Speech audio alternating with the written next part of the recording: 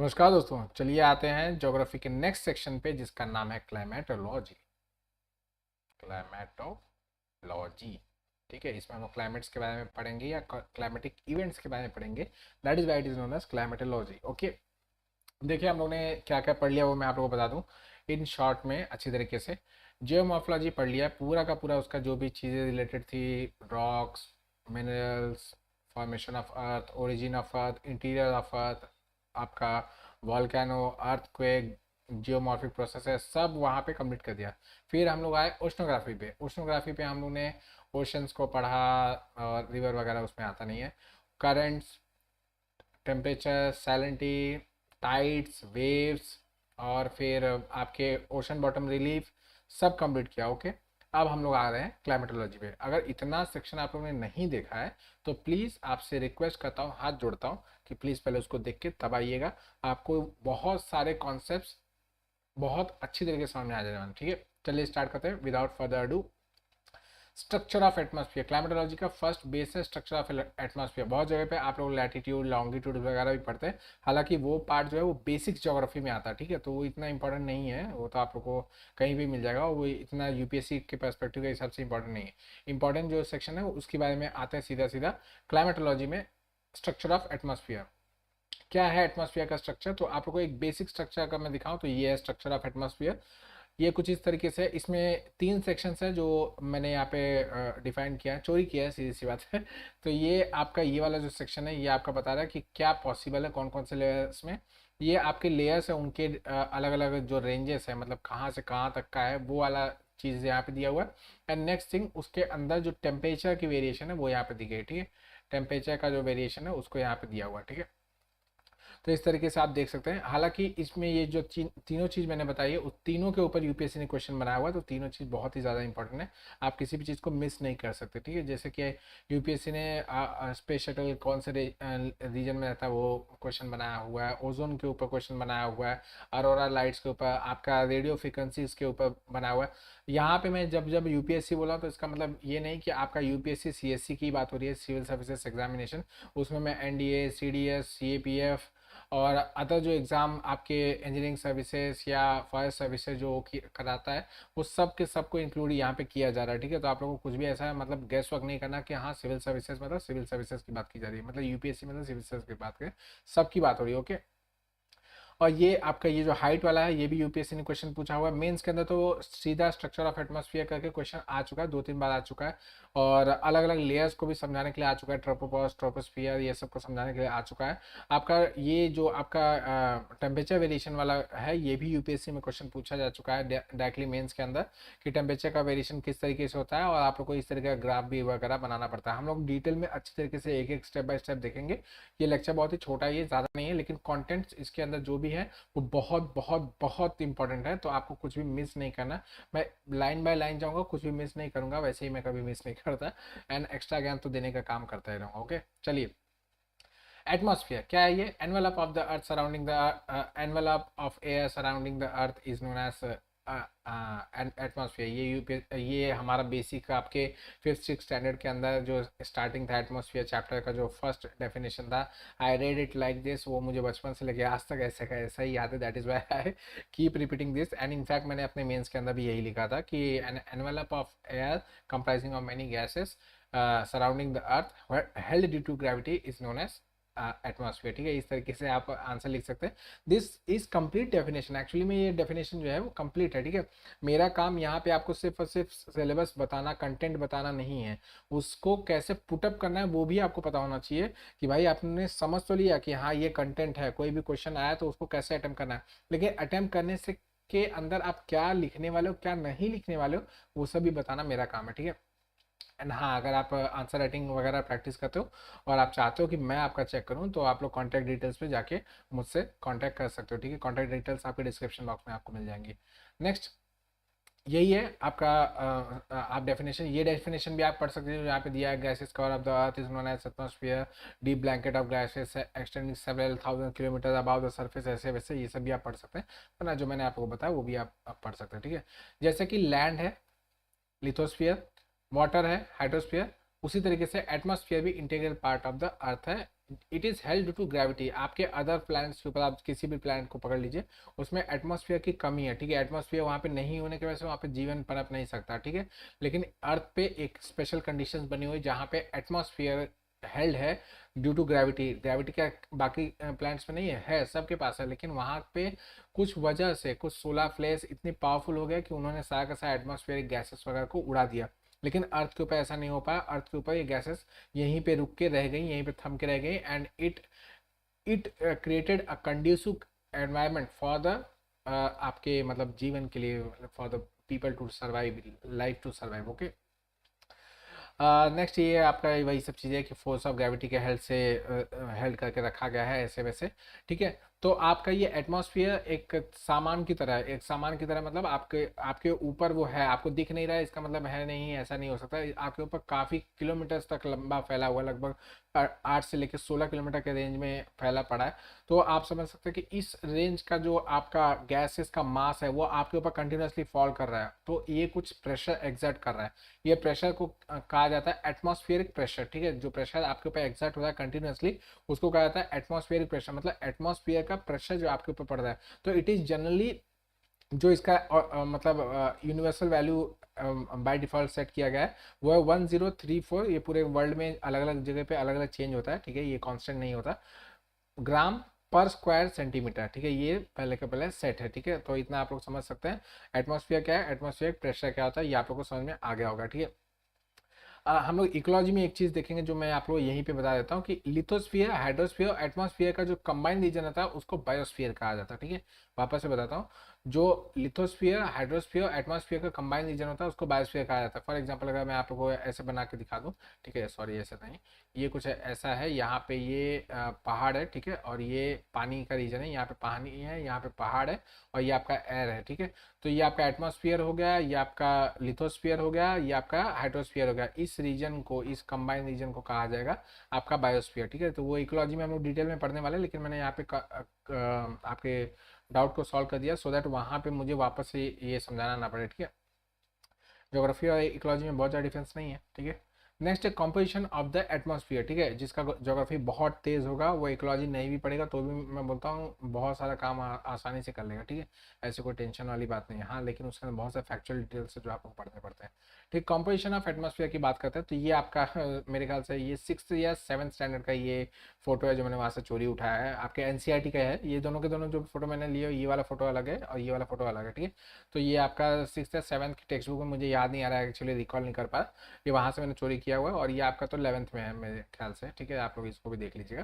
तो ये आपका स्ट्रक्चर ऑफ मतलब composition of the atmosphere, basic आप लोगों को इतना पता होना चाहिए कैसे है क्या है, आपको भी एकदम निटी ग्रिटीज में नहीं जाने की जरूरत है कि इतना पॉइंट पॉइंट में इतना इतना जाना, ये सब कोई ज़रूरत नहीं, बस आप लोग को इतना पता होना चाहिए बेसिकली कौन कौन से गैसेस वगैरह पाए जाते हैं। ये जहाँ जो यहाँ पे दिया हुआ गैसेस है ये रोबस्टली है, मतलब इसके अलावा कोई भी गैसेस नहीं है, ठीक है। तो आप लोग के दिमाग में क्वेश्चन नहीं आना चाहिए कि इसके अलावा भी और भी टाइनी गैसेस गैसेस होंगे।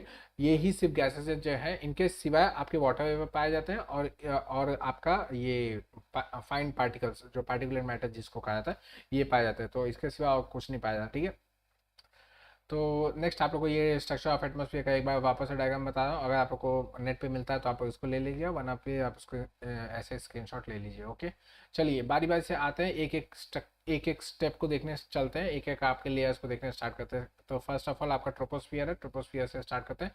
Troposphere, okay, lower most layer जो कि आपके अर्थ से चिपका पड़ा है। मैक्सिमम जो आपके वेट ऑफ द एटमॉस्फेयर है वो यही है, ठीक है।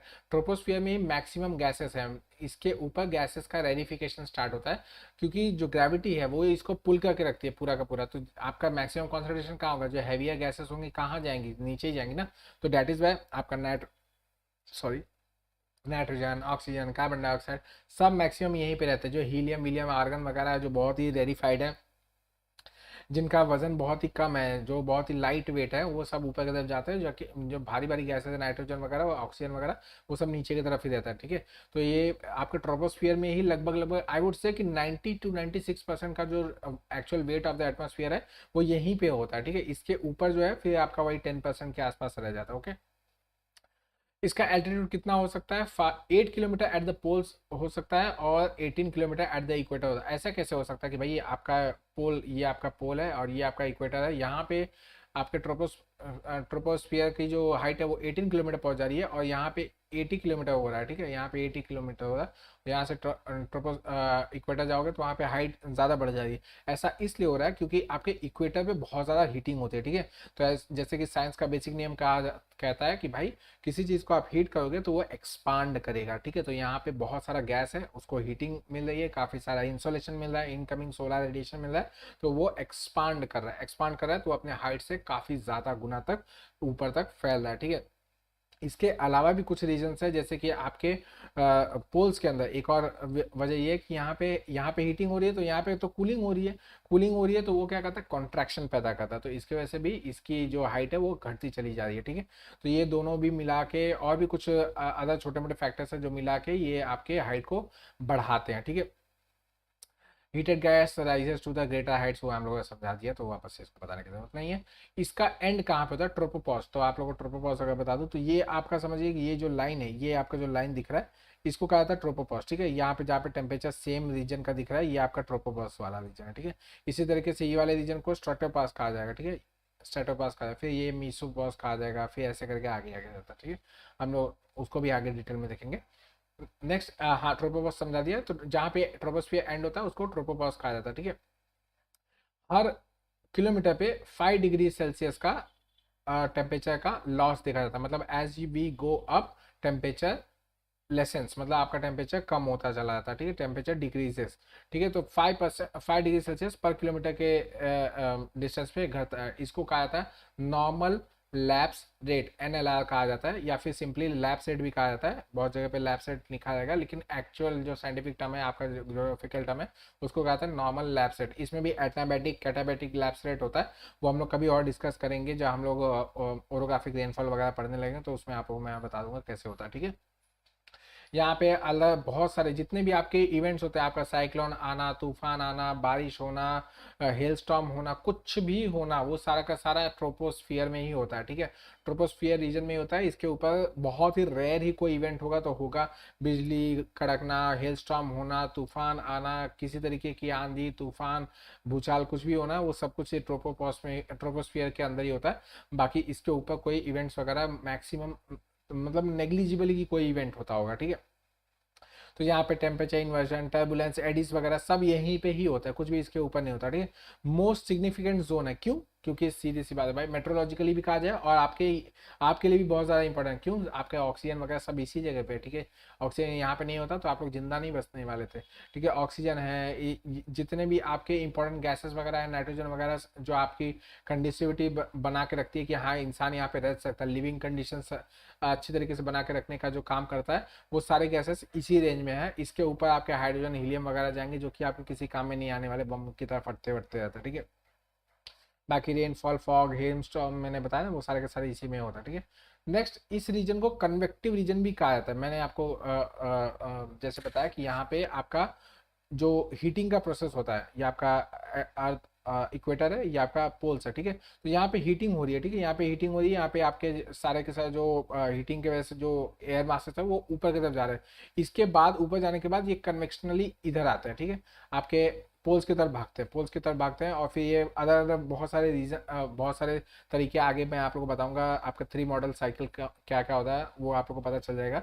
अभी फिलहाल आप लोग समझ लीजिए कि ये आपका गैसेस किसी भी तरीके से घूम फिर के पोल्स तक पहुंचेंगे, फिर पोल्स से वापस इस तरफ आएंगे, इक्वेटर की तरफ आएंगे, तो इसको कन्वेक्शनल बेल्ट कहा जाता है, ठीक है। ये कन्वेक्शनल बेल्ट कहा जाता है, ठीक है। ट्राई सर्कुलर मॉडल है एक मॉडल का, पहले नाम सुन लीजिएगा, यहाँ पे याद रखने की कोई ज़रूरत नहीं है, आप लोग को मैं जब अच्छी तरीके से मॉडल बना के दूंगा तो वहाँ पे अच्छी तरीके से समझ में आ जाएगा। यहाँ पे आप बस इतना समझ के रखिए कि ऐसा ट्राई सेलुलर मॉडल करके एक मॉडल दिया गया था और वो मोस्ट फेमस मॉडल में से एक माना जाता है, ठीक है। तो ये यहाँ से गैस राइज करेगी, ये पूरा का पूरा यहाँ पे जाएगी, ऐसे यहाँ पे पोल्स पे जो गैसेस सबडक करिए वो यहाँ की तरफ जाएंगी, और इसको मतलब एक कन्वेक्शनल बेल्ट चल रहा है, ऐसे कन्वेयर बेल्ट होता है ना, उसी तरीके से कन्वेक्शनल बेल्ट का चल रहा है। दैट इज वाई इस रीजन को, पूरे का पूरे रीजन को कहा जाता है कन्वेक्टिव रीजन, ठीक है, क्योंकि यहाँ पे कन्वेक्शनल करंट्स वगैरह कंटिन्यूसली चल रही है, ठीक है। नेक्स्ट बाकी ये सब बता दिया, साइक्लोन एंटी साइक्लोन जितने भी आपके वेदर इवेंट्स वगैरह है सब यहीं पे आने वाले हैं, आपके जितने भी सीजन्स वगैरह है सब यहीं पे आने वाले, जेट स्ट्रीम्स वगैरह सब यहीं पे आने वाले। ये जेट स्ट्रीम वगैरह जो आपको नहीं समझ में आ रहा है उसके लिए आप प्लीज़ वेट कीजिएगा, सारे आगे आगे सब कुछ धीरे धीरे जैसे सिलेबस कंप्लीट होता जाएगा सब कुछ आपका एकदम क्लियर होता चला जाएगा। जो यहाँ पे लिखा हुआ है उसके उसको बस देखते चलिए, पढ़ते जाइए, जो समझ में आ रहा है वो उसको नोट डाउन करिए, और जो नहीं समझ में आ रहा है उसको अपने पास नोटेट करके रखिए या कमेंट बॉक्स में लिस्ट कर दीजिए, मैं उसको जल्द से जल्द ले लूंगा, ठीक है।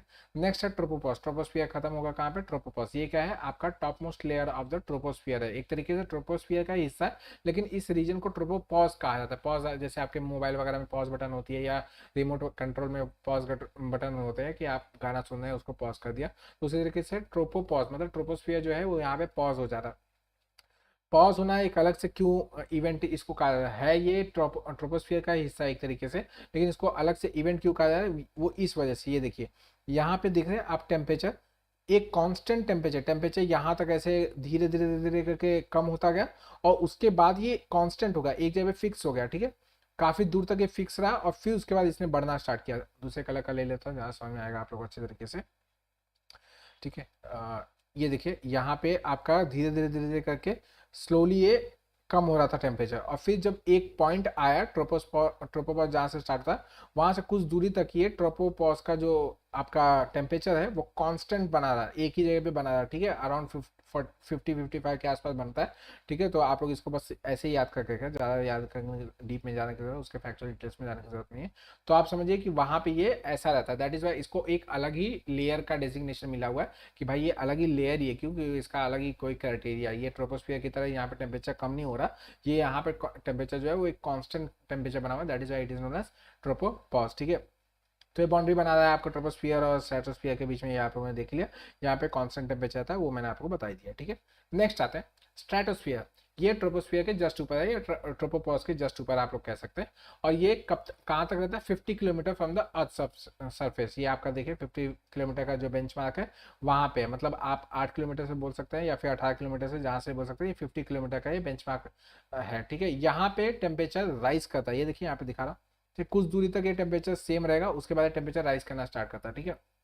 क्यों राइज करता है, क्या राइज करता है, आगे देखेंगे, ठीक है। ये ट्रोपोस्फियर के बाद 50 किलोमीटर तक का आगे तक का जो मैंने आपको बता दिया, पहले तो इसका टेम्परेचर का जो टेम्परेचर जो है इस लेयर का वो कांस्टेंट रहता है, फिर कुछ दूरी के बाद जाने के बाद इसका टेम्परेचर धीरे धीरे धीरे बढ़ना स्टार्ट करता है, और ये 0 डिग्री सेल्सियस तक पहुंच जाता है 50 किलोमीटर, मतलब इसके मैक्सिमम हाइट पे ये 0 डिग्री सेल्सियस के आसपास पहुंच जाता है। यहाँ पे देखिए आपको अच्छे तरीके दिखाई देगा, ये देखिए, ये देखिए यहाँ पे 0 डिग्री है, ठीक है यार, क्या बार बार ये देखिए यहाँ पे 0 डिग्री, कौन सा ले लिया, ठीक है, ये 0 डिग्री है, ये देखिए ये 0 डिग्री है, यहाँ पे ये लगभग पहुंच जाता है आपके एकदम top most point of the stratosphere. Stratosphere के टॉप मोस्ट पॉइंट जहाँ से स्ट्रेटोपॉज स्टार्ट होता है वहां पे पहुंचने पे ये 0 डिग्री पे पहुंच जाए, मतलब ये जो आपका बढ़ रहा है ये आपका 0 डिग्री से कम है, मतलब -55 पे था ना, तो वहां से बढ़ बढ़ के 0 डिग्री सेल्सियस पे आ जाएगा आपके top most point of the stratosphere पे रहने पे, ठीक है। तो वहां पे इसका टेम्परेचर हो जाएगा 0 डिग्री सेल्सियस। नेक्स्ट यहाँ पे ओजोन के प्रेजेंस की वजह से यहाँ पे टेम्परेचर राइज करता है, अब मैं आप लोगों को बताता हूँ क्यों, कैसे, ठीक है, कैसे वो मैं बताता हूँ। एक यहाँ तक क्या होता है, यहाँ पे ओजोन नहीं पाया जाता, ठीक है, यहाँ पे स्ट्रेटोपॉज के रीजन में ओजोन नहीं पाया जाता, उसके बाद इसका जो ओजोन का जो डेंसिटी है वो बढ़ती चली जाती है, एज वी गो अप उसकी डेंसिटी बढ़ती चली जाती है। यहाँ पे मतलब बहुत ज़्यादा कॉन्सेंट्रेशन ऑफ द ओजोन जो है वो बढ़ता चला जाएगा। यहाँ पे 20 हम लोग किलोमीटर का बेंचमार्क पकड़ता है हमेशा। आप जब भी अपने बुक्स वगैरह में या आंसर शीट में जब लिखेंगे तो आप लोग 20 किलोमीटर ही बेंचमार्क पकड़िएगा कि 20 किलोमीटर से ओजोन लेयर स्टार्ट होता है, और फिर 50 किलोमीटर या कहीं पे 60 किलोमीटर भी नोटेड करके रखा गया, जैसे इसमें इस वीडियो में मैं 60 किलोमीटर लिख के बताऊंगा, लेकिन बहुत सारे बुक्स के अंदर 50 किलोमीटर भी लिखा हुआ है, तो आपको जैसे सही लगे आप वहाँ पर नोट डाउन कर सकते हो, कोई दिक्कत नहीं है उसमें, कोई आपका मार्क्स नहीं काटेगा कि हाँ 60 लिखा है 50 लिख देना चाहिए था, 50 लिखा है 60 लिखना चाहिए था, ऐसी कोई बात नहीं है, ठीक है। 20 किलोमीटर के बाद से ओजोन की कॉन्सेंट्रेशन धीरे धीरे धीरे करके बढ़ना स्टार्ट करती है, तो जितना ओजोन उतना ओजोन का जो एब्जॉर्प्शन कैपेसिटी है, क्या एब्जॉर्ब करता है वो, ultra violet radiation of the B वाला, ठीक है। अल्ट्रा वायलेट रेडिएशन आपके 3 तरीके के होते हैं, ए बी सी। ए जो होता है वो जरा भी आपका हार्मफुल नहीं होता है, और बी जो होता है ये थोड़ा आपके कैंसरस होता है, सी भी काफ़ी कैंसरस होता है। तो बी सी पूरा का पूरा आपका एब्जॉर्ब कर लिया जाता है, ए जो होता है उसको ऐसे पास ऑन किया जाता है, कोई दिक्कत नहीं होती है। लेकिन जो बी वाला होता है उसको अभी काफी मतलब मैक्सिमम इन दोनों को सब एब्जॉर्ब किया जाता है। इसमें से बी वाला जो है वो काफ़ी ज़्यादा छूट जाता है, इसी वजह से लोगों के अंदर कहा जाता है कि स्किन कैंसर जैसे बीमारियां वगैरह होती है, ठीक है। खैर उसमें नहीं आएंगे। यहाँ से मैं बता रहा हूँ कि 20 किलोमीटर के बाद से ओजोन लेयर की डेंसिटी जो है वो बढ़ती चली जाएगी। ये मैं बार बार इसलिए पॉइंट आउट कर रहा हूँ क्योंकि लोगों को कंफ्यूजन होता है कि जो नीचे वाला लेयर होगा वहां पे डेंसिटी ज्यादा होनी चाहिए।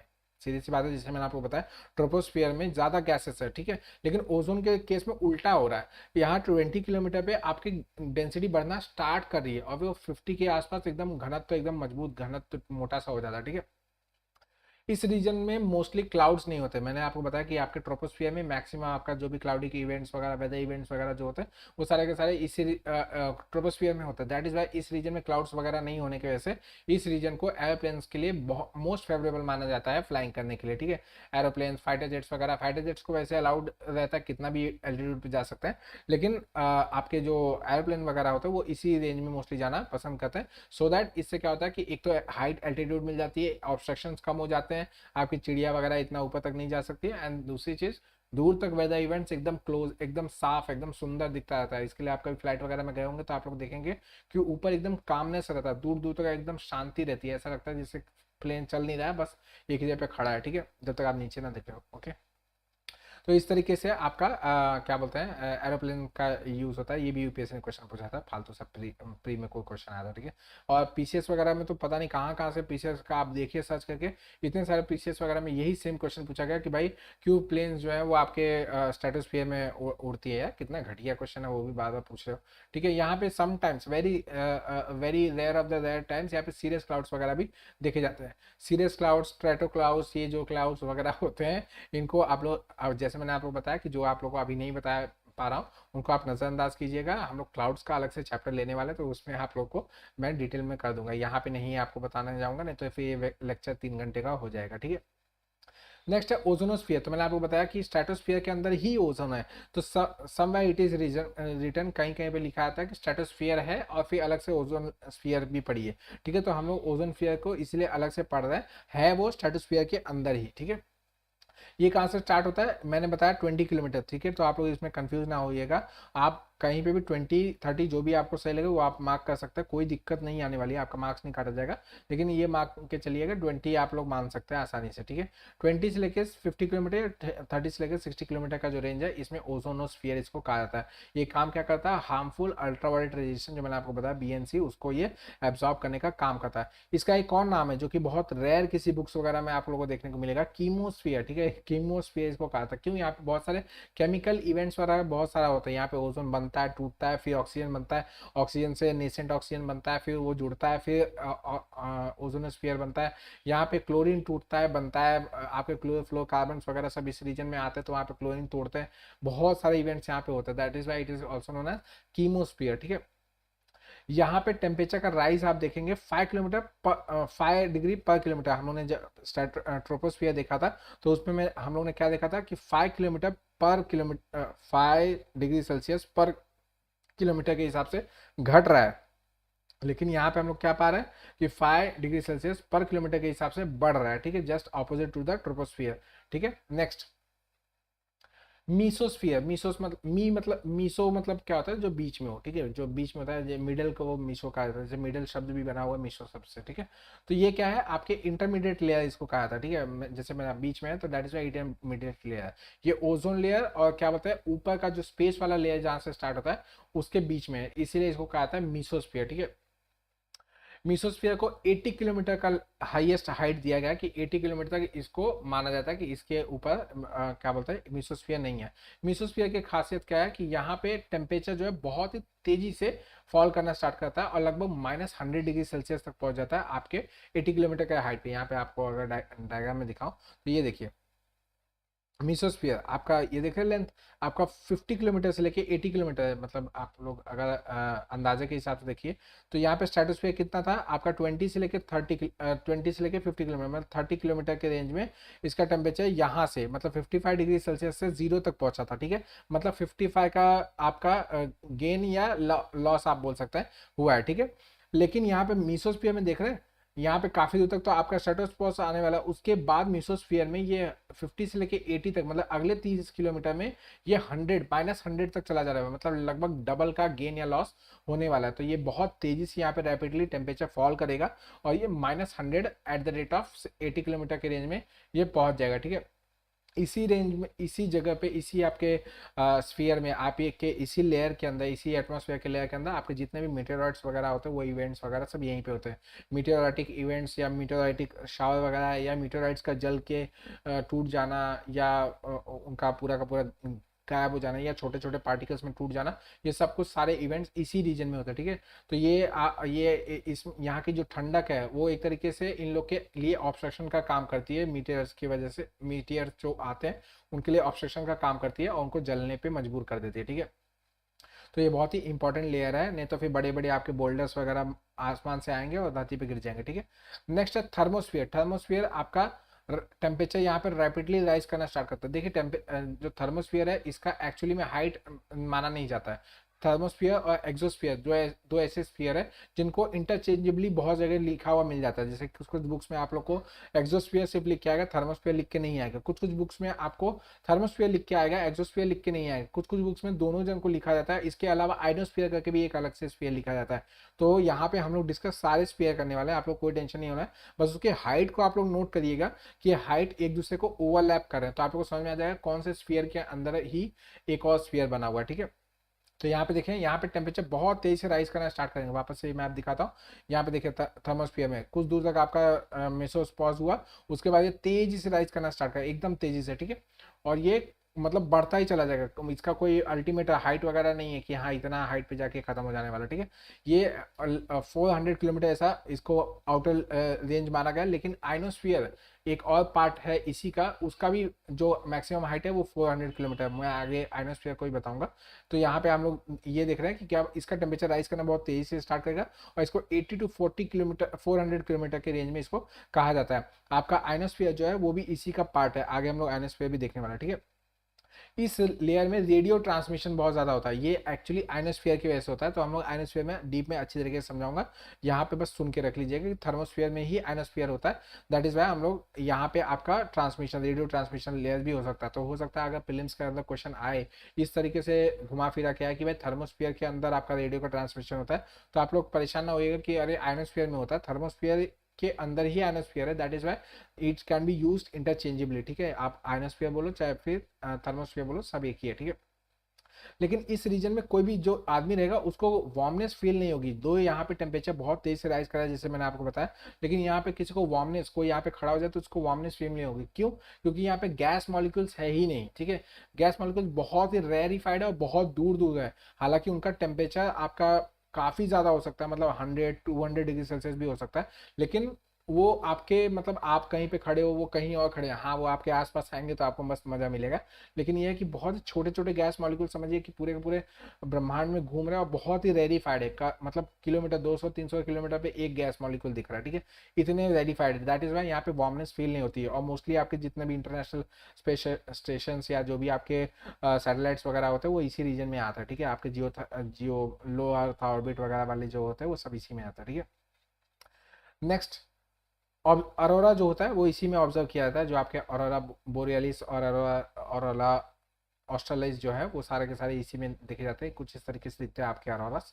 ये देखिए, ये एक अरोरा है जो आपका बोरियलिस रीजन का है, ठीक है। इस तरीके से दिखता है। आपके क्लाइमेट, ये आपके वेदर इवेंट्स की तरह काउंट किया जाता है। हालांकि ये एक मस्त इवेंट है जो कि मतलब बहुत ही फैसिनेटिंग है देखने के लिए। आप लोग नेट पे सर्च कीजिएगा, बहुत ही सुंदर दिखता है। और आप ऐसे कहीं पोलर या मतलब पोलर रीजन में अगर आप जाएंगे, नॉर्वे वगैरह आप कहीं पे जाएंगे तो आप लोग को देखने में बहुत अच्छा मिल जाएगा, देखने में बहुत सुंदर लगता है, ठीक है। खैर, सुंदरता से आगे आते हैं हमारी पढ़ाई पे वापस से। आइनोस्फीयर की बात करते हैं। आइनोस्फीयर ये आपका 880 किलोमीटर से लेके 400 किलोमीटर। देखिए, मैंने आप लोग बताया कि आइनोस्फीयर और थर्मोस्फीयर को इंटरचेंजेबली यूज किया जा रहा है, ठीक है। तो आप लोग इसमें परेशान ना होइएगा कि हाँ अभी तो आपने बताया 80 किलोमीटर और 400 किलोमीटर तो थर्मोस्फीयर का रेंज है। एक्चुअली दोनों को इंटरचेंजेबली यूज किया जाता है, दैट इज वाई दोनों को मैं यहाँ पे मेंशन कर दे रहा हूँ, सो दैट आप लोग परेशान ना हो, कंफ्यूज ना हो कि भाई इसको लिखे या उसको लिखे। जिसको भी आपको लिखना हो आप लिख सकते हैं आसानी से। ये इलेक्ट्रिकली चार्ज लेयर है, दैट इज वाई आयनोस्फीयर कहा जाता है। यहाँ पे कोई भी जो भी गैस मॉलिक्यूल्स होते हैं वो आयोनाइज फॉर्म्स में होता है, ठीक है। आयनस फॉर्म्स क्या होता है, आप लोग ने बचपन में NaCl पढ़ा होगा, NaCl, ठीक है। इसमें सोडियम है, क्लोराइड है, ठीक है। फिर उसके बाद जब वो पानी में घुलता है तो Na+ हो जाता है और Cl- हो जाता है, ठीक है। Na+ हो जाता है और Cl- हो जाता है। इसको कहा जाता है आयंस, ठीक है। इसको आयंस कहा जाता है, आप लोगों ने बचपन में पढ़ा था, ठीक है। ये आयंस फॉर्म मतलब जिसके अंदर इलेक्ट्रिसिटी का लॉस या गेन हुआ हो, उसको कहा जाता है आयंस फॉर्म्स, ठीक है। तो ये यहाँ पे क्या होता है, जितने भी गैसेस हैं उन सबका आयनाइजेशन हो जाता है, मतलब टूट जाता है। अगर यहाँ पे हाइड्रोजन था तो H+ हो जाता है, ठीक है। या H- जो भी होता होगा, ठीक है। H+ ही होता है मेरे ख्याल से, ठीक है। H+H+ करके बन जाएगा, ठीक है। ऐसे आयंस बन के रहते हैं। तो ये आपके जो रेडियो के सिग्नल्स होते हैं, रेडियो के सिग्नल्स जो होते हैं वो ऊपर जब जाते हैं तो यहाँ पे आयनोस्फीयर में आके इन्हीं आयन से टकराते हैं, ठीक है। रेडियो सिग्नल्स की इतनी क्या बोलते हैं वेवलेंथ होती है, वो आके इनको टकराती है, ठीक है। टकराने की वजह से ये वापस से रिफ्लेक्ट बैक होते हैं आपके धरती पे, और आप लोग रेडियो के गाने वगैरह सुन पाते हैं, आपके 93.5 FM जो भी है आपको आप सुनते होगे, ठीक है। तो ये अब तो कोई नहीं सुनता, मोस्टली सब यूट्यूब पे समय बर्बाद करते हैं, लेकिन सुनना चाहिए, अच्छा लगता है। तो आयन से टकरा के आपके रेडियो वेव्स वापस आते हैं, that is why it is also known as ionisation layer, या फिर रेडिएशन लेयर भी इसको कहा था, ठीक है। अब बाकी इसमें कुछ इतना जाने की जरूरत नहीं है। नेक्स्ट, और टेम्परेचर इंक्रीज करता है, वैसे ही जैसे थर्मोस्फीयर मैंने आपको बताया टेम्परेचर इंक्रीज करता है, यहाँ पे भी इंक्रीज करता है। एक्सोस्फीयर इसी it is the outer most layer, ठीक है। आउटर मोस्ट लेयर, इसका एक्चुअली कोई बाउंड्री नहीं है, इसको सिर्फ ये कहा गया कि जो लोअर इसका बेंचमार्क है वो आपका 400 किलोमीटर, जहाँ पे थर्मोस्फीयर या फिर आयनोस्फीयर जहाँ पे खत्म हो रहा है उसको उसको बेंचमार्क सेट किया गया। उसके ऊपर कितना भी ऊपर चले जाओ वो आपका एक्सोस्फीयर है, और अल्टीमेटली वो स्पेस में मिल जाने वाला है, ठीक है। तो इसको इंटरचेंजेबली इसको स्पेस से भी यूज किया जाता है कि भाई एक्सोस्फीयर से ही आपका स्पेस स्टार्ट होता है, हो जाता है, या फिर आप ऐसे कह सकते हैं 400 किलोमीटर के बाद से स्पेस स्टार्ट हो जाता है, ठीक है। यहाँ पे गैसेस होती है कौन कौन सी, हीलियम, हाइड्रोजन, यही सब जो कि स्पेस में घूमते थे वो सब यहाँ पे घूमते थे। यहाँ पे भी एक्सट्रीमली रेरिफाइड एयर है, और यहाँ पे टेम्परेचर तेजी से इंक्रीज करता स्टार्ट करता है, ठीक है। बाकी इसमें कुछ इतना खास जानने की जरूरत नहीं, वो मैंने बता दिया कि टेम्परेचर इंक्रीज क्यों करता है भाई, सनलाइट मिल रही है तो फिर इंक्रीज करेगा, ठीक है। चलिए इतना होगा आपका स्ट्रक्चर ऑफ एटमॉस्फेयर, इससे ज़्यादा इसमें पढ़ने की जरूरत नहीं है। होप करता हूँ आप लोगों को समझ में आ गया। चलिए नेक्स्ट वीडियो के लिए आप लोग इंतजार कीजिए, चलिए।